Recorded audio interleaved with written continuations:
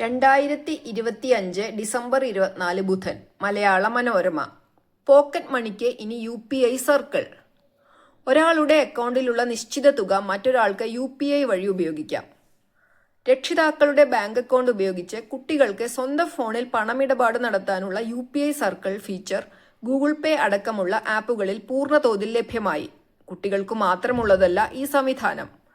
ഒരാളുടെ അക്കൗണ്ടിലുള്ള നിശ്ചിത തുക മറ്റേതൊരാൾക്കും UPI വഴി ഉപയോഗിക്കാം. ഒരാൾക്ക് എത്ര തുക വരെ ഉപയോഗിക്കാമെന്ന് നമുക്ക് നിശ്ചയിക്കാം. ഉദാഹരണത്തിന്, സ്വന്തമായി ബാങ്ക് അക്കൗണ്ട് ഇല്ലാത്ത മകനെ തന്റെ UPI സർക്കിളിൽ അച്ഛന് ബന്ധിപ്പിക്കാം. സ്വന്തം ഫോണിൽ നിന്നും മകനെ പണമിടപാട് നടത്താം.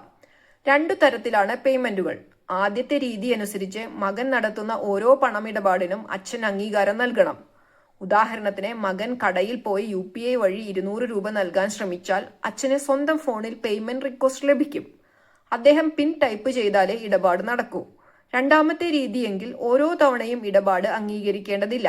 പകരം 1 മാസം പരമാവധി ചെലവഴിക്കാവുന്ന തുക മുൻകൂട്ടി നിശ്ചയിക്കാം. നടത്തുന്ന ഇടപാടുകളുടെ വിവരം അച്ഛനും ലഭിക്കും. ഗൂഗിൾ പേയിൽ ഇങ്ങനെ: 2 പേരുടെയും ഫോണിൽ ഗൂഗിൾ പേ ഉണ്ടാവണം. വലതുവശത്തെ പ്രൊഫൈൽ ഐക്കൺ ടാപ്പ് ചെയ്താൽ UPI സർക്കിൾ ഓപ്ഷൻ ലഭ്യമാകും.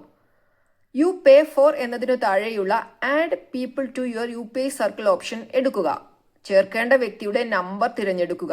QR കോഡ് സ്കാനറിൽ രണ്ടാമത്തെ വ്യക്തിയുടെ UPI circle QR code scan ചെയ്യുക. രണ്ടാമത്തെ വ്യക്തിയുടെ ഫോണിലെ UPI സർക്കിൾ തുറന്ന് request someone to add you option എടുത്താൽ QR കോഡ് ലഭിക്കും.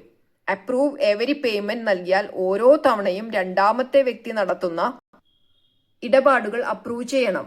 സെറ്റ് എ മന്ത്ലി ലിമിറ്റ് എങ്കിൽ രണ്ടാമത്തെ വ്യക്തിക്ക് 1 മാസം ചിലവഴിക്കാവുന്ന പരമാവധി തുക നിശ്ചയിക്കാം.